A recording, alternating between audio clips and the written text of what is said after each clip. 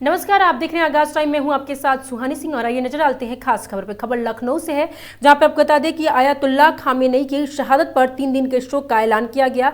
सभी घरों में इमाम बरगाहों पर लगाए जाएंगे काले परचम। और मौलाना कलबे जावेद ने जारी की है अपील। दुकानों और व्यापारिक प्रतिष्ठानों पर बंद रखने की गई है अपील। रात 8 बजे से छोटे इमामबाड़े में होगी शोक सभा। शोक सभा के बाद निकाला जाएगा कैंडल मार्च। पूरे मुल्क में एक साथ शोक सभा करने की अपील की गई है। सभी धर्मों के इंसानियत परस्त लोगों से शामिल होने की अपील की गई है।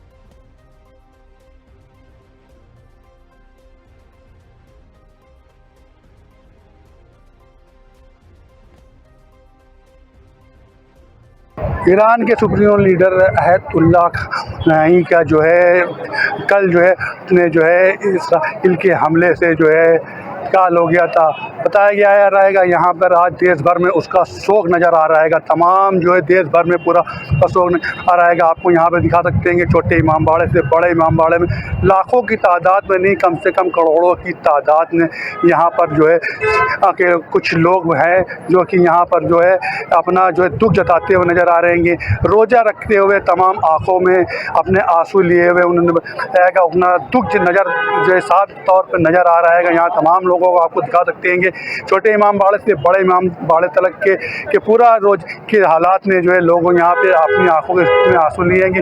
और साथ ही आपको बताते चले कि जिस तरीके से जो है आयतुल्लाह के जो है शहीद हो गए, देश भर में इसका जो है विरोध प्रदर्शन देखने को मिलेगा। यहाँ छोटे इमामबाड़े पे इकट्ठा होकर मातम भी किया जाएगा और उनका दुख भी जताया जाएगा और जो है इस्राइल मुर्दाबाद के नारे लगाएंगे और जो अमेरिका के मुर्दाबाद के नारे लगाएंगे। हमारे साथ इसी को लेकर बात करने के लिए मौलाना जी भी हैंगे, ये बात करते हैंगे। मौलाना जी, पहले तो आप अपना नाम बताइए। जी, मेरा नाम सैयद गुलाम रज़ा है। मैं ख़ुद ईरान में तकरीबन 96 समय पर रहता हूँ। अभी 12 दिसंबर से यहाँ पर आया हुआ था और आयतुल्लाह खामेनी को हमने बहुत नज़दीक से देखा है, बहुत करीब से देखा है। ये आयतुल्लाह खामेनी फ़कत मुसलमानों के लीडर नहीं थे, जो उनका दिल था, जो उनका हृदय था, तो वो सबके लिए धड़कता था, हर इंसानियत के लिए धड़कता था। हर मज़लूम की हिमायत के लिए उनका दिल जो है वो धड़कता था और हर मज़लूम के लिए बोलते थे और वो हमेशा हर ज़ालिम से टकरा जाते थे बग़ैर किसी खौफ व ख़तर के। और जिसके नतीजे में जो आज बड़े ज़ालिम है जिन्होंने ये काम किया कि इनको ख़त्म कर दो ताकि जो है वो कोई जुल्म के ख़िलाफ़ बोलने वाला ना हो। लेकिन ये ज़ालिम भूल जाते हैं कि अगर एक को ख़त्म किया जाता है तो दसियों और हज़ारों पैदा होते हैं। आज इस मजमू को देख लिया कि आयतुल्लाह खामेनी इस मुल्क के नहीं थे, ईरान के थे, नेशनल के रहने लगे। उसके बावजूद भी यहाँ के लोगों के दिलों में, चाहे वो हिंदू हो, चाहे वो मुसलमान हो, चाहे वो सुन्नी हो, चाहे वो सिख हो, ईसाई हो, हर एक के दिल में जो आयतुल्लाह खामेनी की जो मोहब्बत जो है वो पाई जा रही है। मैं भी तकरीर में कह रहा था आयतुल्लाह खामेनी को लोगों ने देखा नहीं है, मगर उनके दिलों में ऐसी मोहब्बत है जैसे लगता था आयतुल्लाह खामेनी जो है उनके बाप हों, ऐसा लगता था। इस तरीके से लोगों को आपने रोते हुए देखा होगा, जैसे बिलखते हुए देखा होगा, एक दूसरे के साथ लिपटते हुए देखा होगा। इसी बताता है कि एक सच्चा इंसान जब इस दुनिया से जाता है तो किस तरीके से इंसानियत जो एक दूसरे से गले मिलती है, एक दूसरे के साथ जो है वो गले मिलकर जो रोती है और जो है वो एक दूसरे को पुरसा देती है। हजरत ये कहने को मिला है जिसको शेरों को शेर दिल कहलाया जाता है, जैसे शेर रहते हैं इमाम हुसैन शेर खुदा के कहलाए जाते हैं, इसी तौर पे सच्चाई पे वो भी अड़े हुए थे। उन्होंने भी हुआ था कि आप हट जाइए, लेकिन उन्होंने कहा था हम पीछे हटने वाले नहीं, हम हुसैनी हैंगे, हम लड़ने वाले हैंगे, हम जो है वतन पे शहीद हो जाएंगे। तो उसको लेकर कहीं ना कहीं बिल्कुल, क्योंकि आयतुल्लाह खामेनी सादात में से हैं और हज़रत अली के ही बेटे हैं, इमाम हुसैन के ही बेटे हैं।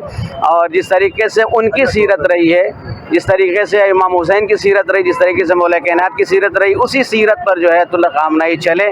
यहाँ की गोदी मीडिया ने को देखा होगा आपने, उन्हें बताया जिनका प्लेन बिल्कुल तैयार है और बिल्कुल उनके लोग पहुँच चुके हैं और ऐसा है वैसा है। लेकिन लोगों ने देख लिया कि जहाँ शहीद किए गए अपने घर में शहीद किए गए वो, अपने बच्चों के दरमियान शहीद किए गए। उनका बेटा था, उनका दामाद था, उनकी बेटी थी, उनका बच्चा था।